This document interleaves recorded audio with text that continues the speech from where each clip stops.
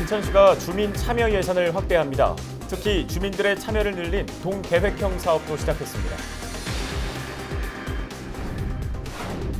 한 인터넷 커뮤니티에 올라온 글이 화제입니다. 부천시의 한 공영주차장이 부천시 공무원 전용이라는 내용인데 사실 확인해봤습니다. 인천의 수돗물 문제가 좀처럼 해결될 기미를 보이지 않고 있습니다. 인천시와 시교육청은 문제 해결을 위해 긴급 대책회의를 열었습니다. 위생 불량 학교 급식업체가 무더기로 경기도 사법특별경찰단에 적발됐습니다. 적발된 업체 가운데는 썩은 마늘을 사용한 곳도 있었습니다.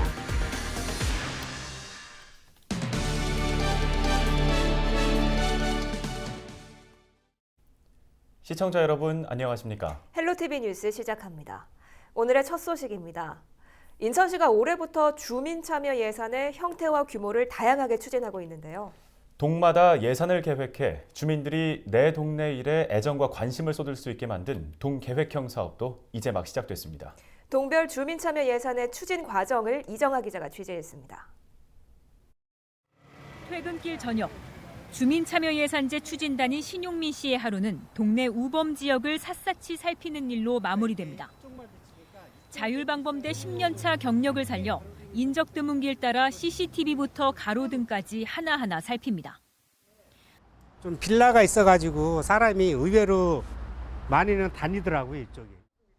주민 안전을 위한 장치를 추가로 마련하기 위한 과정. 지역에 필요한 사업을 주민이 먼저 점검하고 따져보는 겁니다. 사람이 많이 다니는데도 불구하고 많이 어둡더라고요. 그래서 차를 타고 가다가 조명을 딱 꺼봤어요, 라이트를. 꺼보니까 암흑천지예요. 그래서 이거 가로등이 왜 없지 하고 보니까 가로등이 한두 개는 있어요. 근데 그 가로등마저 약간 흐리고. 이제 인천에서 신씨처럼 동네 사업을 직접 챙기는 주민들은 600여 명으로 늘었습니다. 현장 답사를 통해 지적된 문제는 매달 열리는 각 동별 모임에서 토론을 거치게 됩니다. 어르신 쉼터나 보육 문제, 쓰레기 분리수거 등 안건만 수십 건으로 분야도 다양합니다. 계획하시는 사업들도 사람을 모으는 일, 사람이 모일 수 있는 일, 그리고 지속적으로 모이게 하는 일, 그런 사업 계획들이 좀 나왔으면 좋겠어요. 그래야 내년도, 후년도 확장되고 보편화되려면. 지난달부터 인천에서 운영하고 있는 주민참여예산제 동계획형 시범제도. 부평과 계양에서는 상곡동과 효성동 등 모두 6개 지역이 선정됐습니다. 동계획형 제도는 과거 주민참여예산제와는 다소 차이점이 있습니다. 참여만 하는 아니면 제안만 하는 그런 단계였어요. 근데 이 동계획형 주민참여예산제는 주민들이 직접 우리 실생활에서 필요한 사업을 제안하고 또 우리가 실제로 실행하는 단계까지 가게 됩니다. 내년 주민참여예산은 시범동별로 모두 1억 원. 오는 8월 주민총회를 통해 예산 편성의 과제와 순위를 결정한다는 계획입니다. 헬로티비 뉴스 이정아입니다. 다음 소식입니다. 지난주 한 인터넷 커뮤니티에 올라온 글이 화제입니다. 부천시청 인근 중앙공원 공영주차장 지하 2층을 공무원들만 사용하고 일반인들은 못 쓰게 하고 있다는 내용의 글이었는데요. 취재 기자와 팩트 체크해 보겠습니다. 전현매 기자 스튜디오에 나와 있습니다. 네, 전 기자 일단 사이트에 올라온 글부터 살펴보죠. 네, 지난 5월 29일에 올라온 글인데요. 부천시청 중앙공원 공영주차장 상황이다 이렇게 밝히면서 누군가가 테이프로 항의글을 붙여놓은 걸 찍어서 올린 게시글이었습니다. 네. 지하 2층을 공무원만 사용하도록 직원 전용 출입구를 만들어 놓고 시민들은 지하 2층으로 들어가지 못하게 통제했다는데요. 이 글을 본 네티즌들의 댓글 반응도 굉장히 뜨거웠습니다. 500개에 가까운 댓글이 달렸는데 부천시는 공영의 의미를 제대로 알고 있는 거냐 이런 글도 있고 공무원이 노예냐, 시청을 시민들에게 양보하고 지하 2층을 전용으로 쓰는 것 같은데 그 정도도 안 되는 거냐 이런 반응도 있었습니다. 예, 글에 달린 댓글 수도 상당한데요. 네. 전 기자가 직접 주차장에 가서 사실을 확인을 해본 거죠. 네. 현장은 어떻던가요? 공무원들이 이 테이프는 바로 제거를 해서 사진 속 모습을 그대로 제가 볼 수는 없었는데요. 네. 내용은 좀 확인을 하고 왔습니다. 네, 그럼 정말로 이 시민 차량은 절대 들어오지 못하게 통제하고 이 공무원들만 지하 2층을 사용하고 있는 건가요? 담당 공무원을 만나서 지금 주차장 운영이 어떻게 되고 있는지 확인을 좀 해봤는데요. 얘기를 들어보니까 이 중앙공원 지하 2층 주차장을 공무원들이 사용하기 시작한 거는 2016년 초, 2016년 1월 말 정도부터라고 합니다. 그 전까지는 모두 그 부천시청 시청사 지하 주차장을 이용했는데 그러다 보니까 공무원들이 다 출근을 한 이후에 이제 시청을 찾는 시민들은 주차할 자리가 없어서 불편을 좀 많이 겪었었나 봐요. 예. 네. 그래서 이제 관련된 민원이 여러 번 제기가 됐고 그러면 공무원들이 인근 주차장을 이용하는 걸로 하자 이렇게 시장 방침이 내려졌대요. 네. 이게 2016년이니까 김만수 시장이 재임했을 때고요. 당시 중앙공원 주차장은 특히 지하 2층은 사용자가 별로 없어서 거의 방치되어 있는 상황이었는데 약간 정비를 해서 공무원들이 쓰도록 했다는 겁니다. 어찌 보면 이 공무원들이 좀 더 가까운 주차장을 시민들에게 양보를 하고 인근 주차장으로 이동을 했다는 건데 담당 팀장의 이야기를 직접 한번 들어보시죠. 한 400명 정도 되는데요. 직원들이 그 전용으로 쓰고 있습니다. 그때 당시에 그 시청사 그 주차난이 너무 심각했기 때문에 이제 여러 가지 그 방안을 찾다 보니까 그 시장님한테 이제 거기 그 사용하지 않는 주차장이 있어서 그 활용하겠다 그렇게 이제 보고를 해서 거기 시장님 방침에 의해서 진행됐습니다. 네, 결국에는 시민들의 주차 민원을 해결하기 위해서 이 같은 체제가 만들어졌다 이건데요. 네. 아무리 그렇다고 해도 이 공영주차장 지하 2층을 완전히 통제를 하고 시민들은 이용을 할 수가 없다. 이렇다고 한다면 시민들도 좀 이해하기는 어려웠을 것 같아요. 맞습니다. 근데 부천시에 확인을 해보니까 부천시도 처음부터 이 지하 2층을 완전히 통제한 건 아니다 이렇게 얘기를 했어요. 예. 그러니까 뭐 우선적으로 공무원들이 더 많이 사용하기는 했지만 만약에 시민이 지하 2층에 이제 되겠다고 해도 뭐 완전히 못 되게 이렇게 막고 그런 건 아니었다고 하거든요. 예. 그런데 한 달 전쯤에 이 지하 2층으로 내려가는 통로를 좀 한 차례 막은 적이 있대요. 이유는 그 몇몇 시민들이 요금 지불을 하지 않고 나가는 사례가 있었기 때문이라고 합니다. 좀 더 설명을 해드리자면 이 중앙공원 지하 주차장은 현재 유료로 운영이 되는 곳인데요. 이제 아까 우리가 설명했다시피 2016년에 공무원들을 이쪽 주차장에 쓰게 하면서 대신 무료로 이용할 수 있게 해준 거예요. 시장 방침으로. 예. 그래서 요금 지불을 하고 나가야 하는 일반 시민 차량과 무료로 이용할 수 있는 공무원 차량을 좀 구분하기 위해서 별도로 관리하기 위해서 진출입로를 따로 만들어 놨어요. 그래서 시민들은 지하 1층에 있는 요금 정산소를 통과하면서 나가야 하고 예. 그래야 하는데 이제 일부 시민들이 들어갈 때는 일반 진입로로 들어갔다가 나갈 때는 지하 2층에 있는 공무원 전용 출구로 나가면서 그 요금 지불을 하지 않고 나가는 사례가 생기기 시작했다는 거죠. 예. 네. 이 요금 마감 정산을 하는데 이제 좀 그 숫자가 맞지 않으니까 부천시가 이제 그때 이 사실을 좀 알게 된 겁니다. 그래서 그 2달 전에 공무원들이 이용하는 출구 앞에는 차단기를 설치를 해놨대요. 그런데 그 몇 번 차단기까지도 고장나는 사고가 있었다고 합니다. 예. 그러니까 몇몇 시민들이 좀 무리하게 빠져나가려다가 그런 것 같다는 게 부천시의 설명이고요. 그래서 어쩔 수 없이 좀 잠시 동안 한 차례 통제를 했던 적이 있다. 이렇게 해명을 했습니다. 네, 그럼 지금은 어떤 상황인가요? 지금은 지하 2층으로 내려가는 통로가 뭐 개방된 건가요? 그 부분을 제가 현장에 가기 전에 담당 공무원한테 먼저 물어봤는데 본인들은 한 달 전쯤에 잠시 통제를 한 거지 지금은 이제 열어놨다. 왜냐하면 통제가 되어 있으니까 또 민원이 들어갔나 봐요. 그래서 예. 바로 열어놨다고 하더라고요. 그랬는데 제가 현장에 가보니까 안전제일 지금 이제 저기 화면으로도 나가고 있는데 안전제일 문구가 적힌 테이프가 저렇게 통로를 막고 있는 거예요. 예. 그래서 어찌 된 일인지 담당 팀에 좀 확인을 해봤거든요. 함께 들어보시죠. 이런 식으로 통제해 놓은 게 시에서 지금 하신 거예요? 아니요, 시에서는 한 분 아닙니다. 누가 했는지는 저희도 알 수는 없고. 시에서 한 번도 이제 이런 식으로 해놓진 않으셨었어요? 전에 잠시 한번 플라스틱 체인으로 한 적은 있는데 그 후로는 철거 후에 하고 있지 않습니다. 그러니까 오늘 보니까 이게 소치가 되어 있네요. 예, 그러면 부천시의 해명에 따르면 한 달 전에 잠시 통제했을 뿐이다 이건데요. 우리가 한 게 아니다 이런 뜻인데 누가 저렇게 해놓은 건가요? 제가 그래서 이제 시청 인근에서 취재를 하고 저기 중앙공원 지하 주차장 그 현장에 가서 이제 상황도 보고 그리고 나오는데 주차장 인근에서 좀 의문의 차량 한 대를 발견을 했습니다. 예. 뭐 이렇게 형형색색의 테이프로 글씨를 만들어서 차량에 붙여놨는데 지금 저 차량이거든요. 예. 뭐 커뮤니티 사이트에 올라와 있는 글에서 본 그 사진과 좀 상당히 유사한 모습이었습니다. 그리고 아까 그 주차장 통로를 막고 있었던 것과 비슷한 저 안전제일 테이프도 저 차량의 눈에 띄더라고요. 네. 근데 현장에 그 명함을 두고 간 게 있었어요. 예. 그래서 제가 저 차량 주인과 전화를 직접 시도해봤습니다. 처음에는 그 시에서 다 막았었고요. 제가 쳤고요. 계속 막더라고요. 열어놓으면 막고 열어놓으면 막고. 네. 민원이 들어가니까 반대로 열어놓더라고요. 자기들이 제가 막아놓으면. 선생님이 막아놓으면 시청 직원이 열어놨다고요? 네, 이제 반대로. 김을 타전하네 뭐 하네 막 계속 경찰에 신고하고. 어떻게 시민주차장이지 공무원주차장이에요 그게. 시민공원인데 중앙공원인데. 네, 전 기자와 통화한 이 시민이 본인이 테이프로 막은 게 맞다 이렇게 네. 얘기하고 있는 거죠? 맞습니다. 그 부천시에서 이 내용을 알고 있는지 이제 물어봤는데 어느 정도는 좀 파악을 하고 있는 것 같아요. 네. 시 얘기를 들어보니까 이분이 뭐 이 주차장 요 문제 때문에 이것만 가지고 민원을 제기하는 건 아니고 예. 뭐 여러 개의 민원으로 지금 시와 마찰을 빚고 있는 중이라고 합니다. 그래서 뭐 아마 그런 부분 때문에 이런 행동도 한 게 아닐까 부천시는 좀 그렇게 답변을 했습니다. 네, 알겠습니다. 아무쪼록 부천시가 중앙공원 공영주차장 지하 2층이 또 어떻게 운영이 되고 있는지 좀 더 명확하게 시민들에게 정보를 전달하면서 해당 민원인과의 갈등도 좀 원만하게 해결하기를 기대해 보겠습니다. 전혜민 기자 수고하셨습니다.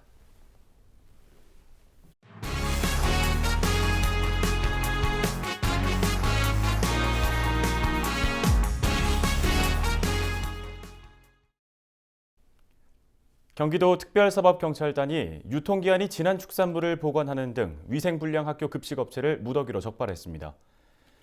특사경은 지난달 8일부터 17일까지 50여 곳의 학교 급식업체를 수사해 11곳을 적발했다고 밝혔습니다. 적발된 업체 가운데는 유통기한이 50일이 지난 삼겹살을 보관하고 썩은 마늘을 갈아 판매하기도 했습니다. 한편 위해 식품 등을 판매할 경우 10년 이하의 징역이나 1억 원 이하의 벌금에 처해집니다. 1심에서 무죄를 선고받은 이재명 경기지사에 대한 항소심 첫 재판이 오는 27일 열립니다.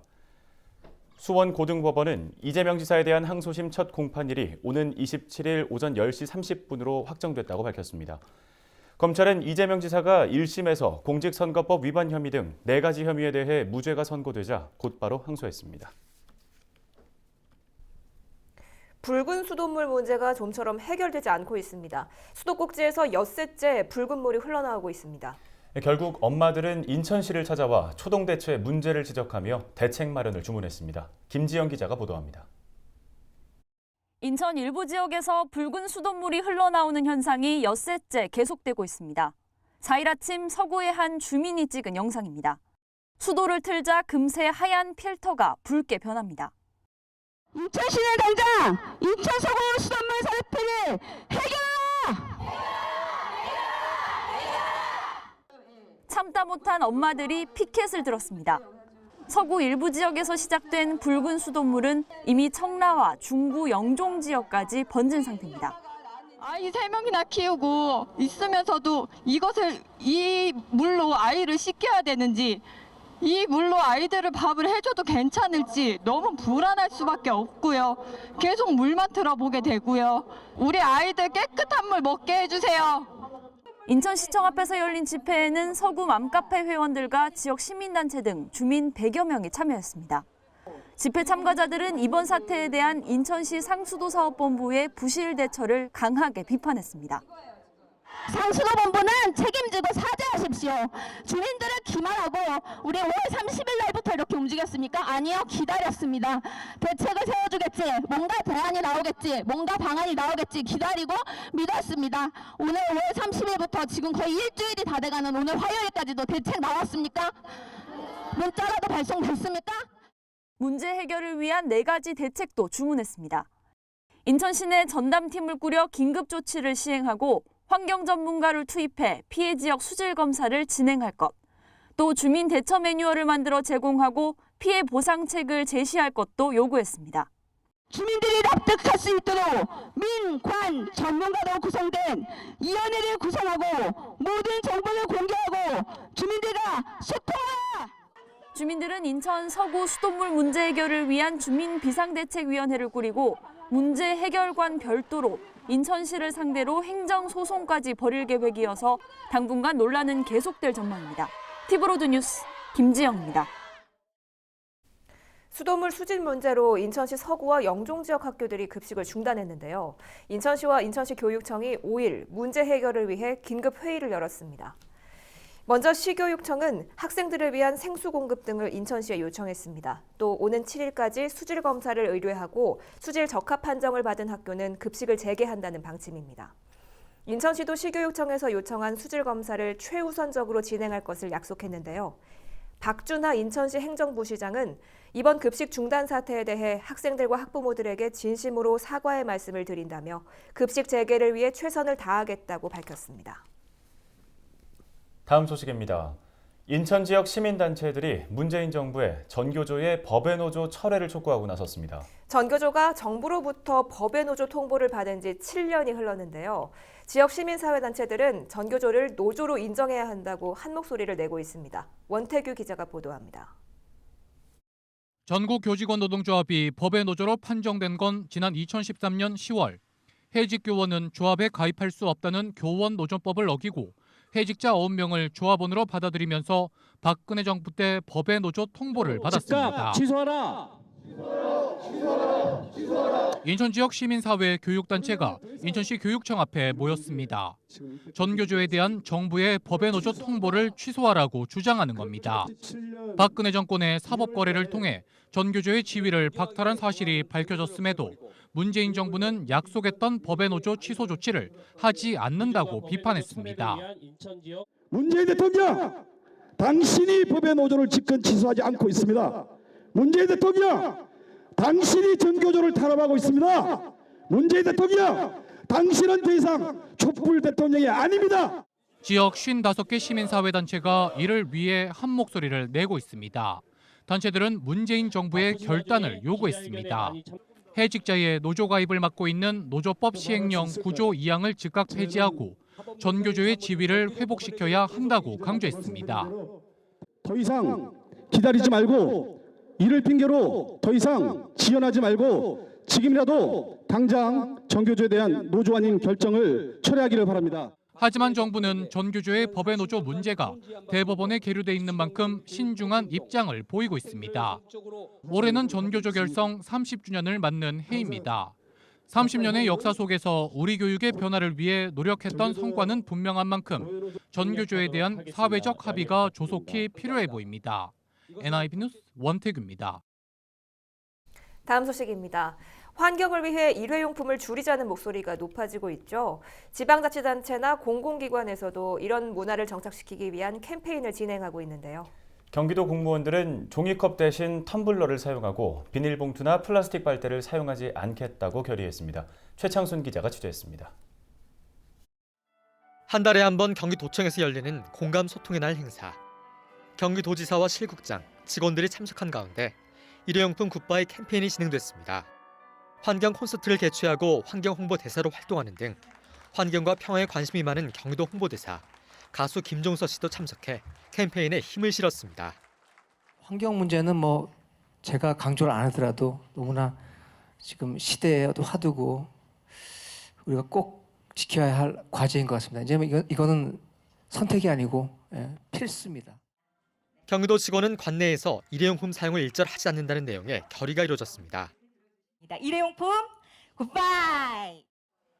이에 따라 일회용 컵과 용기, 비닐봉투, 플라스틱 빨대 등 4대 일회용품 사용이 제한됩니다. 대신 머그컵이나 다회용 식기, 종이박스, 종이빨대 등을 써야 합니다. 또 청내 매점에서 비닐봉투 사용이 금지되고 배달 음식 이용 시 다회용 식기를 사용하는 음식점을 이용해야 합니다. 일회용품 사용도 조금 우리가 먼저 솔선수범해서 좀 절제하고 우리 도민들의 이제 모범이 돼야 되겠죠. 좀 불편하긴 할 텐데 잘 좀 적응해 주시면 좋겠습니다. 경기도는 오는 2021년까지 공공부문 폐기물 발생량을 30% 줄이는 게 목표. 앞으로 일회용품 굿바이 캠페인을 시군과 공공기관까지 확대하는 한편 업종별 민간 합동 점검과 맞춤 교육, 캠페인 등을 통해 도민 참여도 적극 유도해 나갈 방침입니다. 경기슈TV 최창순입니다. 인천시가 지난 4일 삼산월드체육관에서 깨끗한 도시 함께 만드는 인천을 주제로 500인 시민시장 대토론회를 개최했습니다. 이번 토론회에는 500명의 시민이 시민시장의 자격으로 참여했습니다. 이들은 주제에 맞게 생활 쓰레기 저감 방안과 미세먼지 대책 등에 대해 논의했습니다. 박남춘 인천시장은 환경 문제는 시민들과 함께 해결해야 할 숙제라며 함께 뜻을 모으고 노력해 나갔으면 좋겠다고 말했습니다. 부천시가 제12회 교통문화발전대회에서 교통문화지수 전국 1위 지자체로 선정돼 국토부 장관상을 받았습니다. 부천시는 운전과 보행, 교통안전 등 대부분의 평가지표에서 전국 평균보다 높은 점수를 받았는데요. 장덕천 부천시장은 시민들의 교통안전에 대한 높은 관심이 이뤄낸 의미 있는 결과라며 앞으로도 시민과 함께 안전한 교통문화도시로 성장하도록 최선을 다하겠다고 밝혔습니다. 부평구가 지난 4일 구청 중회의실에서 지역 자율방제 단원과 재난 담당 공무원을 대상으로 재난 대응 역량 강화 교육을 실시했습니다. 이번 교육은 심폐소생술 이론과 자동 심장 충격기 실습 등으로 진행됐습니다. 특히 부평구는 교육 후 모범 자율방제 단원 3명에게 표창장을 수여했습니다. 현재 부평 지역에는 모두 153명의 자율방제 단원이 활동 중입니다. 오는 8월 치러지는 인천 지역 졸업학력 검정고시부터 응시 수수료 10,000원이 면제됩니다. 인천시 교육청은 올해 제2회 초중고등학교 졸업학력 검정고시에서 응시 수수료가 처음으로 면제된다고 밝혔습니다. 이에 따라 앞으로 해마다 응시생 3,000여 명이 혜택을 볼 것으로 전망됩니다. 오는 8월 실시하는 시험은 이번 달 17일부터 5일 동안 온오프라인을 통해 신청할 수 있습니다. 부평 테크시티가 4일 개소식을 열고 본격 운영을 시작했습니다. 개소식에는 박남춘 인천시장과 차준택 부평구청장 등 관계자 80여 명이 참석했습니다.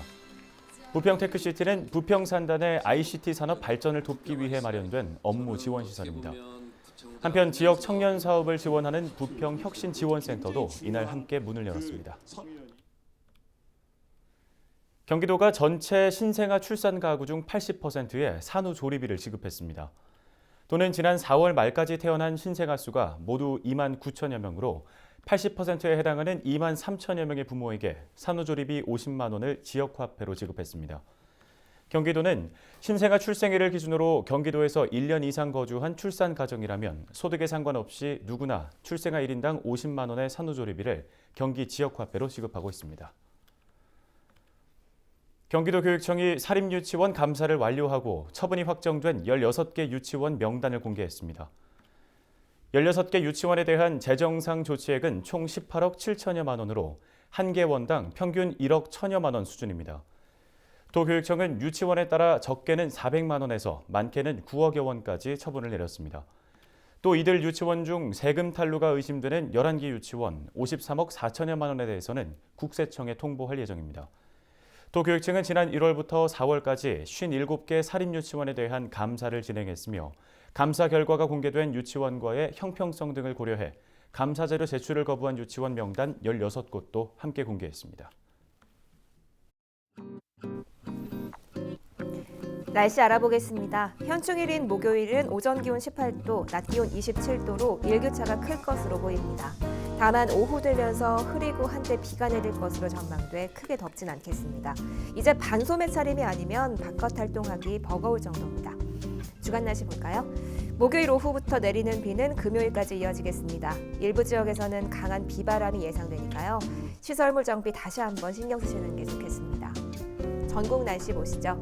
서울의 아침 기온 19도, 강원도 춘천 18도, 전북 남원 18도, 부산 해운대 20도 보이겠습니다. 낮 기온은 서울 29도, 충북 청주 28도, 전남 순천 27도, 경남 창원 28도 예상됩니다. 한편 제주와 남해안을 중심으로는 시간당 20mm 안팎의 많은 비가 예상됩니다. 주의하시는 게 좋겠습니다. 바다 날씨 보시죠. 서해하늘에도 비구름이 몰려들면서 오후부터 비가 내리겠습니다. 파고는 앞바다 1m, 먼바다 2.5m까지 일겠습니다. 일부 지역에서 기승을 부렸던 폭염과 건조함은 이번에 내리는 비로 다시 물러갈 것으로 보입니다. 다만 금요일까지 연이어 많은 비가 예상되니까요. 배수로 등의 시설물을 미리 둘러보시는 게 좋겠습니다.